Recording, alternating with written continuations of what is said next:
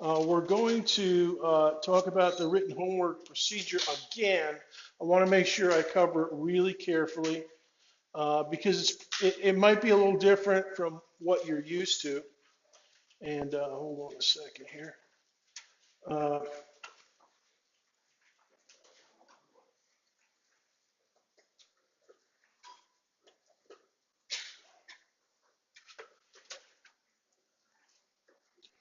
Hold on. Okay.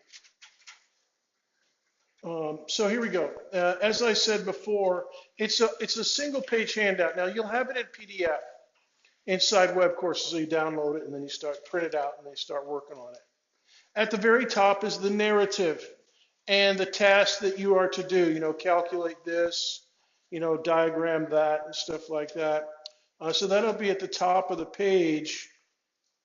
And then down towards the bottom, there'll be the scoreboard. And this is for a different problem, so you're not going to have forces yet. But it'll look something like this at the bottom of the page. Now, here's one thing I didn't mention last time, and it's really important. You're going to do all your work on the front of the handout. All right, so I'm not going to even look on the back. Neither is the GTA grader. All right. And I've worked out the problem sufficiently that I know you can do, I mean, unless you have like totally gigantic handwriting or something, but most of you will be able to write it neatly on the front. So here's what it looks like. There's the narrative up on top, and then down here is going to be the scoreboard. And then your stuff is going to go in here. All right. And so it'll be good. And I'll be grading a bunch of them. And along those lines, let me re-emphasize something that it may seem like common sense, but sometimes people forget it, especially in physics class. You're writing a written communication to me. And since I cannot read your mind, and I can't read your mind retroactively 6 hours when you're writing it up before you go to bed, or first thing in the morning, or whenever you do it, I can't read your mind at all. So you have to give me a few phrases, a sentence or so to indicate to me so that it's clear to me, what the direction of your thinking is. All right, because numbers everywhere on the paper is jack. It's no good. All right. You're going to be, just think of yourself as a doctor. You know what? I take that back. Don't think of yourself as a doctor yet, because everybody knows doctors deliberately write prescription slips, really messy handwriting, hard to understand, unless you're a pharmacist, they have a decoder or something like that. But anyways, if you're a researcher or any kind of scientific person, you've got to be able to communicate. And I'll never forget, this is like, an ultra deluxe version of what I just told you. When I was writing my PhD thesis in grad school on the early universe, when you're writing your PhD thesis, you're doing something that no one else has ever done before. Even my thesis advisor, I was basically teaching him about what I had found. And he told me, I want you to slow down. He's I don't know, the first chapter or something, he was reading it. And he said, I want you to slow down and I want you to think very carefully because you're skipping a lot of sentences. I think I know what you mean, but I want you to remember to make sure that you write every sentence that you write has to be true, and they have to connect. Do not skip thoughts. Okay. Now that was and it's good advice. I mean, it's good advice for anything really, any kind of written communication. And it's the same for your homework. Now, this is humble, just a few points in your semester grade, but yet it is important. And you are learning to communicate and think. Then that's what science is. I mean, we're observing. We're thinking about what we observe. We're maybe making some calculations, maybe making some more measurements, and then we're writing about what we've learned. And we're communicating that to our fellow scientists. So that's the task that you've got. And it's, nobody's, what you're going to have for homework, nobody's doing research on that anymore. But in the days of Galileo, oh yeah, you'll be tackling stuff that Galileo would have, you been working really hard to do. So you can't write a sonnet, okay? There's not enough room for that. But definitely a few phrases and sentences here or there. And I don't want to see numbers everywhere without any sentences or phrases, okay? Because that doesn't tell me jack, all right? And I'll mark you, and you know what else? I'm savage when it comes to marking. You laugh, but it's true. And if I see numbers everywhere, boy, you're going to get blazed. You'll be blazed up big time, all right? Now, one more thing, and just to reiterate the procedure. When you come in at 3:30 or 3:20 on Friday, I want you to have your homework ready because it's the first thing that we're going to do. And what I'm going to do is take a random group of about 40 or 50 students. So like everybody with, it might be, okay, everybody with last names H through L, H-I-J-K-L. And bring your papers up. And that'll be about 40 or 50 students. And you'll pile them up here on the front. And those are the ones that I'll grade. And everybody else just keep a hold to your homework paper. And then once I've got everybody from HIJKL or whatever the group is that I decide on, then I'll say, okay, the rest of you just send it to the aisle, and then the people at the aisle bring it up to the front, and that'll work, and that's how we're going to collect them. Now the big stack is going to be graded by our grader, okay, and he's going to give it a smaller number of points, and he's going to go very, very quickly through your paper. Hey, thanks. Here's the other. I've done it so many times myself. Walk out with the mic. So he'll be grading really quickly and just for a few points, but I'll be grading very slowly, a few minutes per paper, and carefully, and hopefully not too savagely for you. But if you're, and you'll get, if I grade you up savagely this time around, you got another one coming up. Everybody's going to get graded by me twice if everything goes according to plan. Okay, so you'll have a chance to redeem yourself. Plus, we actually have space for a 13th assignment in the very last lecture, or the very last week of lecture. So I might be able to come up with some idea for everybody. And that would be right before finals week. So anyways, that's what we're going to be doing on Friday. And I'll be grading my you-know-what off Friday night and Saturday. And hopefully, oh, you know what else I think you should do? And if you're trying to get everything onto one page, you're probably going to do this without me prompting you, but definitely write your solution out and keep it in your notes somewhere. And then copy it over onto the handout, and then give me the handout, and you keep your own. And yours can be a little bit more extended, a couple, 3 pages and whatnot. And that way, getting the exams or getting the papers back to you is going to be rough, R-O-U-G-H. Okay, but we're going to have to do it. All right, and Sunday I might be posting grades on Sunday. Depends on the grader. All right, but we'll try to get those back. We'll try to get the papers back to you as soon as we can. Also, our exams are on Mondays. Is that correct? All right, so our exams are on Monday. So the people that hand in the exam or hand in the written homework before the exam, you're going to definitely want to see yours before the exam. And we're going to try, I don't know how we're going to do it, but we're going to try to get you But if you keep your own notes, you'll at least be able to, and you'll always be able to look at my solutions. Sometime Friday afternoon after class, I'll post my solution, probably as a talking PDF, and you'll be able to compare that with your own notes. And so you won't be totally, even though we don't get your paper back to you until Monday, you'll still be able to study it over the weekend. So it should work out good. Now, questions? Chelsea. Since we're still kind of on this syllabus homework kind of thing, what is target week? Target week. It's on the calendar. Target week. Target week is the week where we kind of put it all together. We're over the target.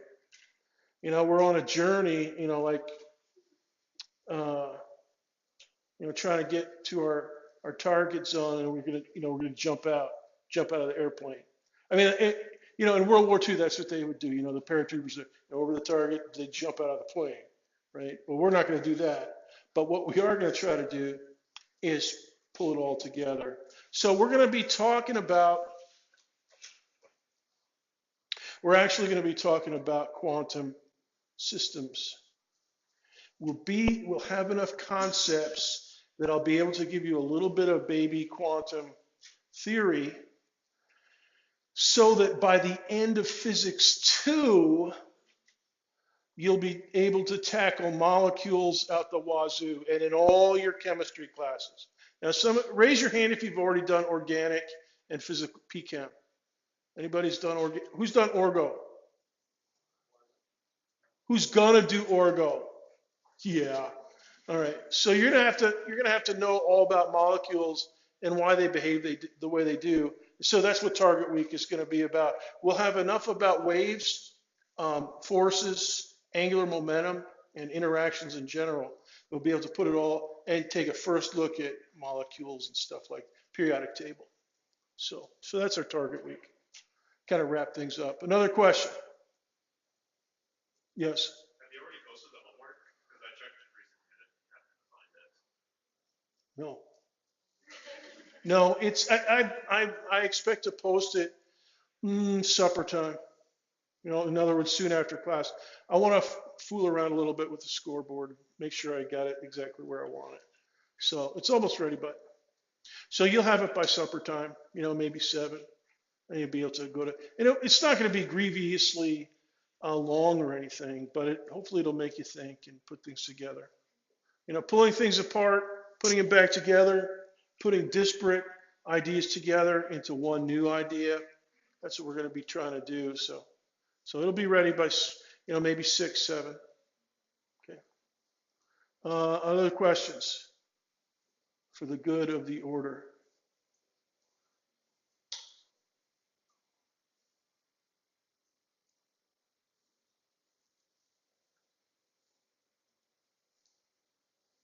Okay, let's keep going. Where we finished last time, we didn't get as far as I wanted to, but we did some good work.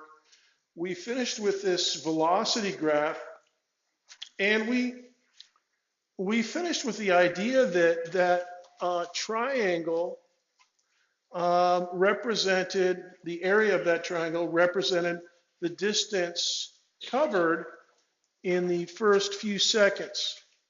And we graphed it up on the Talking PDF. Hey, raise your hand if you tried the Talking PDF yet. Raise them high. I want to see actually how many people have done it. Oh my goodness. You know what? Bad move. If you didn't use it yet, bad move. Get in there and use them. If you don't want to, everything's voluntary here at UCF. You don't have to. But if you don't, you're missing something important. So, all right, now, that was for an object that I described that was speeding up, I think 2 meters per second for every second of acceleration. And then it coasted at a constant velocity. That's the rectangular part of the graph. Let's go and talk about another velocity graph This time for something that starts from rest and is speeding up, but downward. All right, so it's getting faster and faster as it goes downward. This is going to be our free fall velocity graph. And this free fall velocity graph is going to be important because free fall is pretty important, especially for learning the basics. So here we go. First of all, set up your graph, time on the horizontal axis, and I'm going to go out for 3 seconds. I've got 3 tick marks.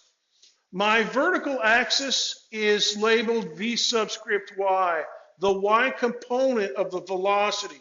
So we're just thinking about how fast it's going up or how fast it's coming down, okay?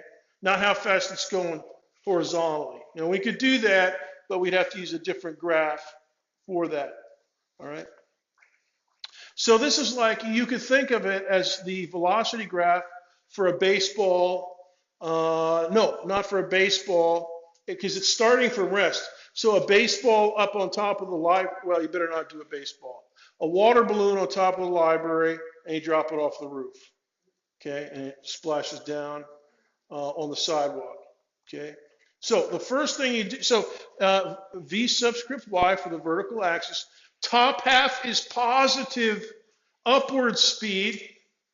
Lower half is negative downward speed. So that's actually where we're going to be. But we're starting from rest. Where should the first dot of my graph be? The endpoint of my line segment. Right at the origin. All right, there we go. So put in this. Let me get my cursor over here. Okay, so there's a dot to represent the object on this graph at the initial moment, t equals 0, when it's at rest. Then you release it, and you start the clock, and then somebody measures the speed. All right, so at 1 second, if it's free fall, if it's the planet Earth, and not the moon or Mars, in 1 second, it's going to gain 9.8 meters per second of downward speed. So go ahead and put a dot down there somewhere, and it doesn't really matter as long as you make things equal for the rest of the graph. And that's how much downward speed, negative 9.8 meters per second.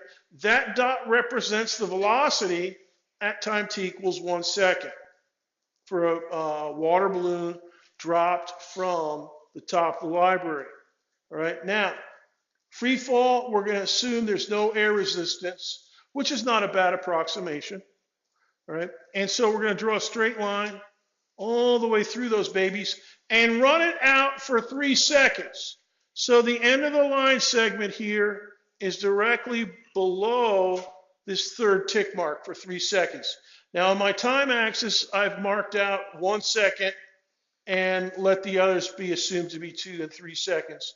So my diagram is not cluttered up. Oh, by the way, when you guys are making diagrams,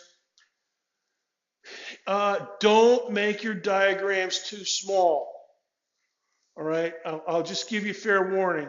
If I can put my thumb on your diagram and cover it up, I'll take a point off. It's too small. It's just got to be a little bit bigger than a human thumb. All right, and if it's not, and some of you will see in red marking ink, if I grade your paper, you'll see the outline of my thumb. Where, okay, let's see if this guy's. That's true. I mean, you know. So I'll be checking for that. So make them big and nice, not too cluttered. You know, so do your diagrams 3 or 4 times. Make sure you got them the way you want them, and then turn in something good. And you don't have to be Picasso or another Leonardo da Vinci or anything, but just do your best. I am forgiving, but not for too small of a diagram. All right. So here's the velocity dot. Here's a dot on the velocity graph. So that represents the velocity at time t equals 2 seconds. All right. So that'd be, what's the total velocity down there?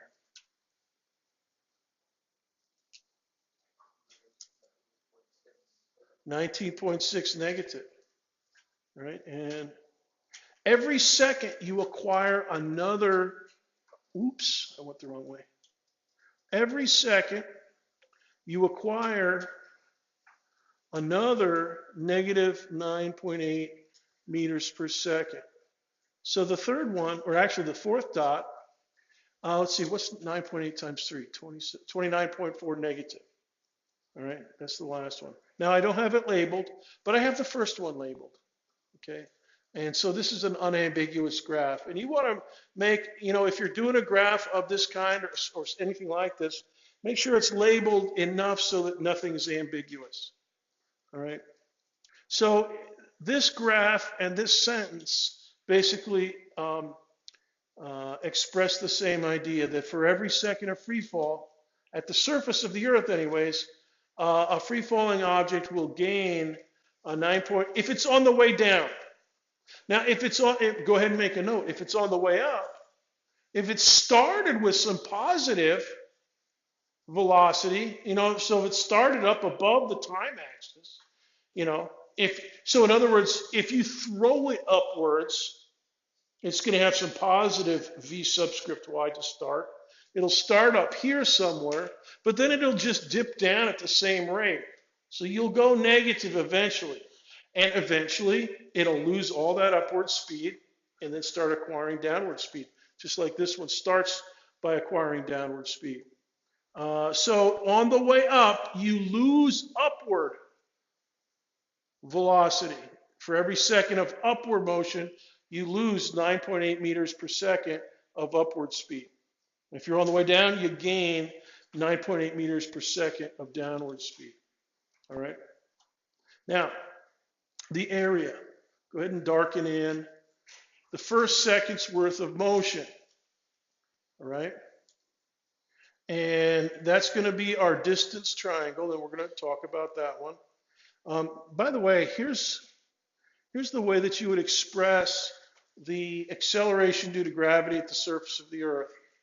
Negative 9.8 meters per second. That's the first expression. And then the second one is negative 9.8 meters per second squared. Those are equivalent. And sometimes I like to use the first form here because you can write this all on one line. Like in the narrative of a problem on a multiple choice test, you can write negative 9.8 meters per second, and it's all on one line. But this one, you have to use per second squared, so then you got exponents and stuff. Sometimes that throws off the formatting. Either of these is kosher. All right, now the area of this triangle we're going to interpret as before.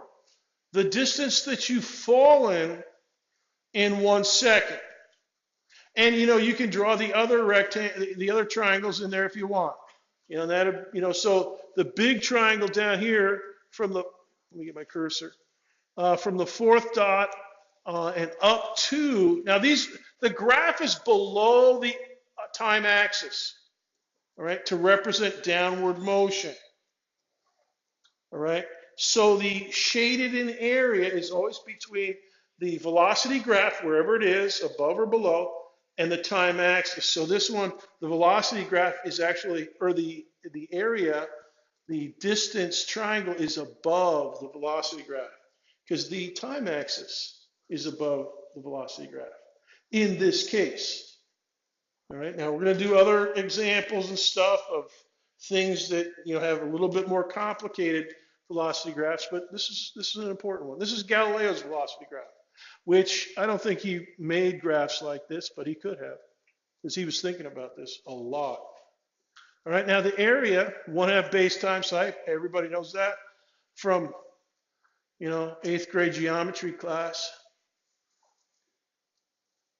And now physics-wise, it would be interpreted as the distance or actually delta y, the change in the y coordinate from 0. So at the start, if you call the top of the library 0, then down here you're going to have negative area below the time axis, and so your y coordinate is going to be less than 0. So in this case, let's see, 1 second. So 1 second quantity squared is 1. times 9.8 negative, negative 9.8, times 1/2, negative 4.9. So in 1 second, you're negative 4.9 meters below the drop-off point. Question? The square also squares the seconds. That is correct. So if you're, let me go back. So let's go back here. All right, there's the velocity. And there's, okay, if you multiply negative 9.8 meters per second squared over here times 1 second squared, the second squareds cancel, okay, and you're left with meters. All right, so make a note of that. In that formula, 1/2 GT squared, second squared cancels from G and from the square of T. All right? And you're left with meters, which you're supposed to be left with because it's a distance. All right? So let's keep going here. So there's that. Now, the generic version, I'm going to give you the full equation of motion for a generic acceleration. And this one's going to be along the x-axis. All right, so here it is. All right, let's take a look at this. X subscript f, that's the final x coordinate. X subscript I, that's initial x coordinate. So final x coordinate is equal to whatever you have to start with, plus if you're actually moving initially. So VIX means, okay, what if I start from a running start, and I'm on the x-axis, and I have a running start, and then I speed up. Okay, so here's the running start, and you don't lose any of that, but you're accelerating, so you gain a little bit of speed over here. All right, so here's the running start. Your initial x, your initial x component of the velocity, VIX. Right, so you just multiply that by t. All right. So if you don't, if a is equal to 0, you don't have an acceleration. That's going to, that's just delta x equals v delta t. All right. No problema. And here is the acceleration part. This is the triangle part. All right. Now remember, let me see if I can go back efficiently here.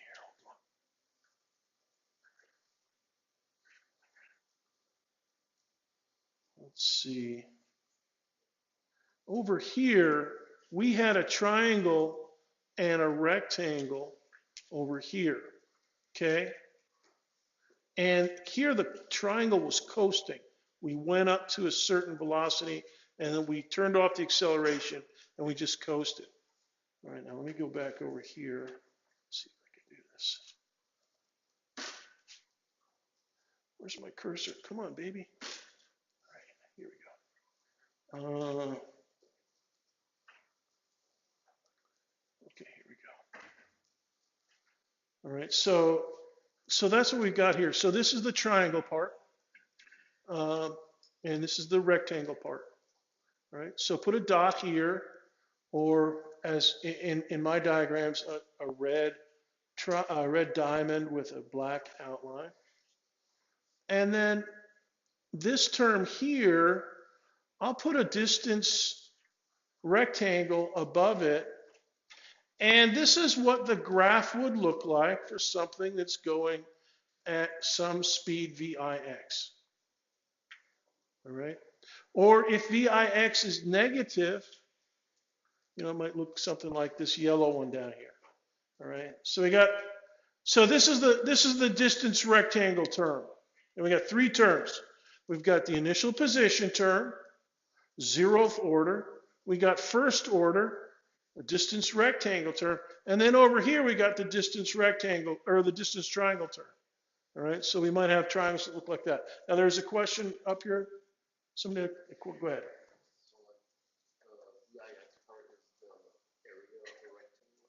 The VIX part, VIX is your running start, if you have one.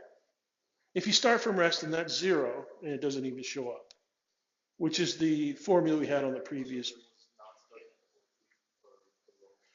Yeah, if it's starting from rest, you put the red dot at the origin, and then you graph out your line, your graph.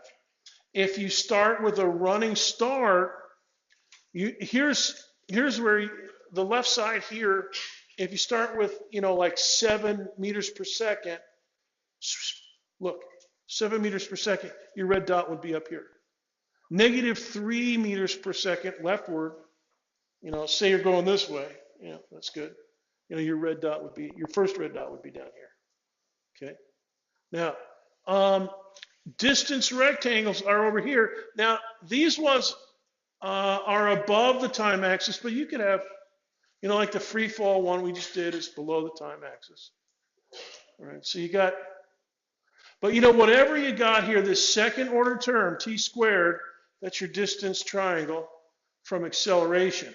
Now, here's the tricky part. I mentioned last time, did I mention hidden figures last time? I like talking about hidden figures. The whole part of what makes it difficult for them is that the acceleration term is changing constantly, because the rocket or the spacecraft is continually losing mass. So every ounce of rocket fuel that blasts out the back end, it decreases the mass, but it still gives thrust. So you're giving thrust to less and less mass. You're blazing faster and faster. Your acceleration term here is changing. Now, these distance rectangles are not what NASA does. These are for constant acceleration systems. So free fall is good. But what NASA does, they just do, a curved trajectory, with a lot of different distance triangles, and they just add them all up. That's what Hidden Figures was about. It's kind of cool. Now, note here, I have it drawn in all these kind of generic shapes here. I have not drawn the time axis, but you can see where it would be. I've graphed up these babies below the equation and these babies above the equation. And so the putative time axis would be between those two sets of polygons. So distance rectangle, distance triangle. Now, I want to ask you some questions on your iClicker for these polygons. And Kevin in the red shirt here, our able learning assistant. You can put your stuff up here if you like, or just leave it in your chair. No problema. If you have a question, he's going to be wandering around as you answer these questions and stuff.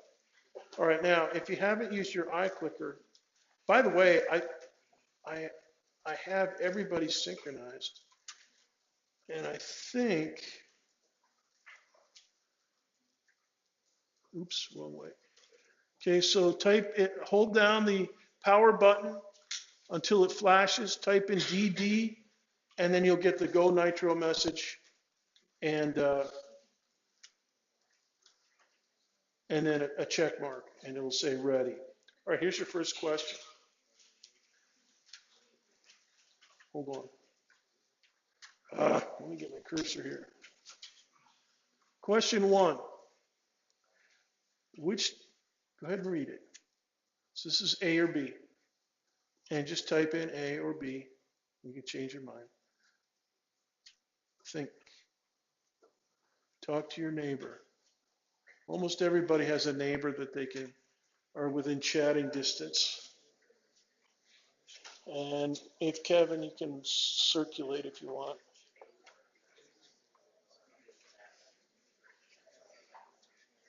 And I see a lot of people going like this, and which is good. I love to see. Don't laugh. I love to see that, because it means you're talking with your neighbor and you're thinking.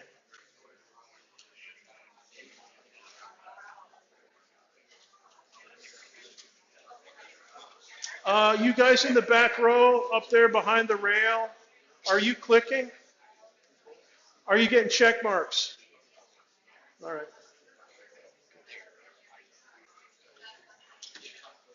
Because sometimes if you have shaky batteries or something, it doesn't click all the way down, unfortunately. Let me put the antenna up. This will help a little bit.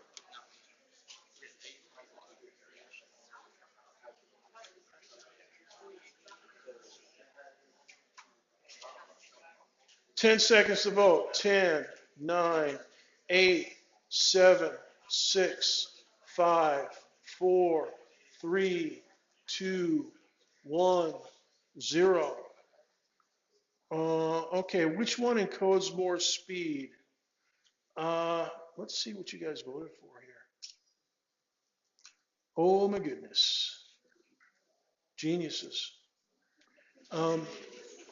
There's the correct answer, A. Why is it? Not more area. More area is, we don't know the width, but what can you tell is definitely different? Yeah, I see somebody going like this. Yeah, the height. Yeah, the height is what your speed would be.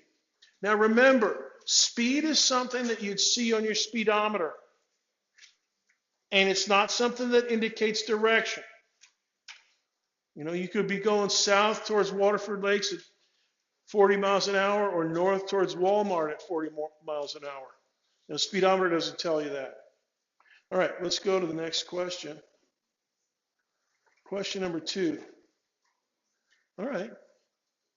Direction of motion. All right. Here we go. Go ahead and vote. I think I actually did that question twice. Hit the refresh key and key in your answer again. Which one encodes leftward motion? See, and these are the kind of questions that you're going to want to really think carefully about when you're doing your homework. You know, can you draw a velocity graph for the homework? How do you draw it? Is it going left or is it going right? Okay, that tells you something about what kind of shapes you're going to have. Kevin, good. They're talking.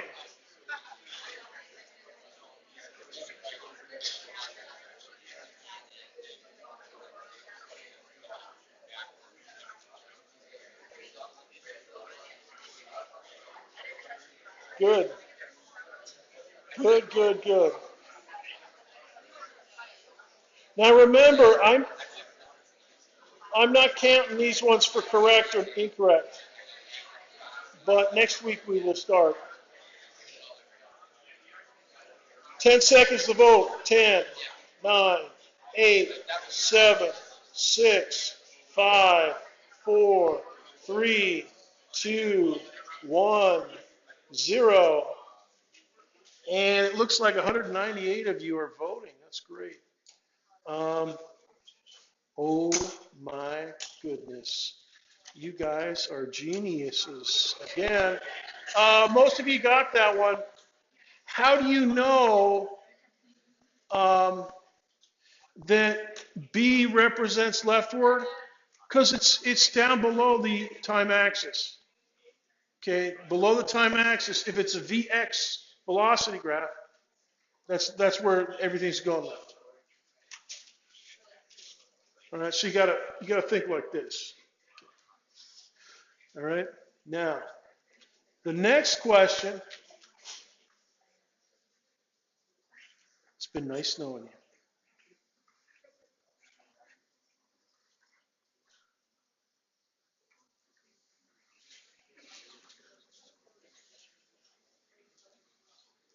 Options A through E are on the left. Multiple choice.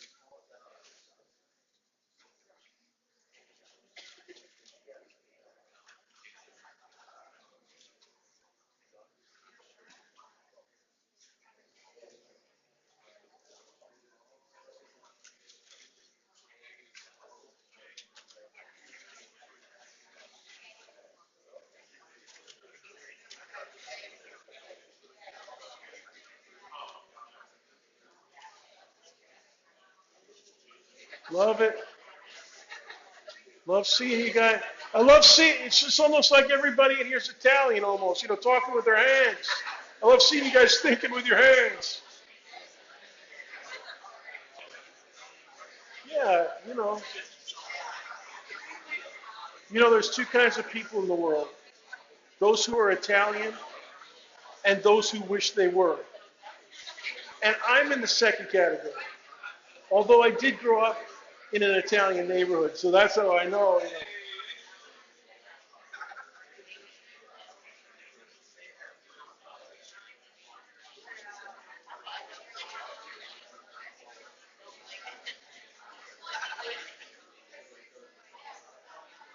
Thank you, Kevin.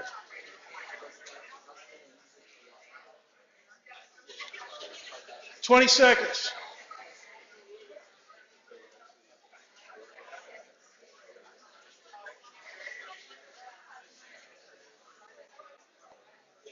Ten, 9, 8, 7, 6, 5, 4, 3, 2, 1, 0. 201 people voted. Nice.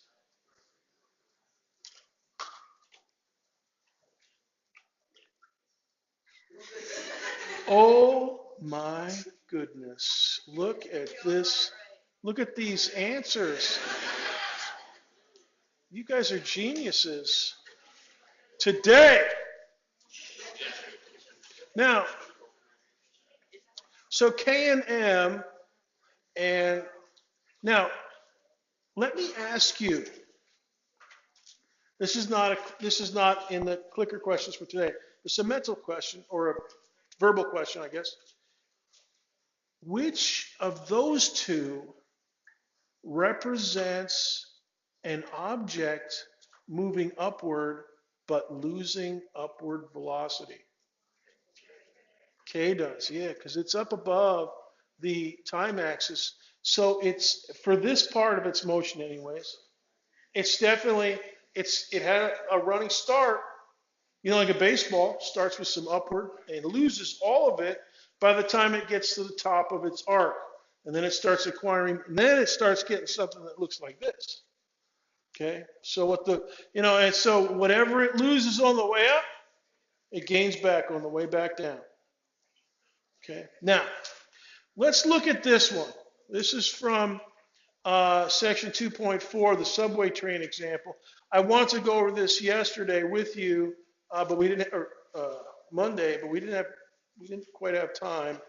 And actually, get my cursor over here. I'm very happy with your guys' work, by the way.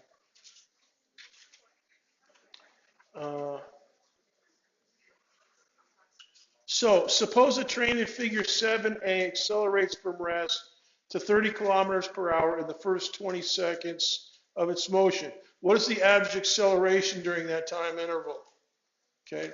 Then number 2, now suppose that at the end of its trip, the train in figure 7A slows, and this is figure 7A over here. Oh, sorry. This is figure 7A. Okay. Suppose the train in figure 7A slows to a stop from a speed of 30 kilometers per hour in 8 seconds. What is its average acceleration while stopping? Well, all these questions, the thing to do is to look at this, the center one, the velocity graph. And the other one that's good is this one up here. So let's take a look at those first. Here's the velocity graph. And up here, it's coasting. All right, so this is the speed up part of the velocity graph. This is the slowdown part. So, and down here on the acceleration graph, you have zip zap acceleration between 20 and 40. And that's the same as the flat part up here.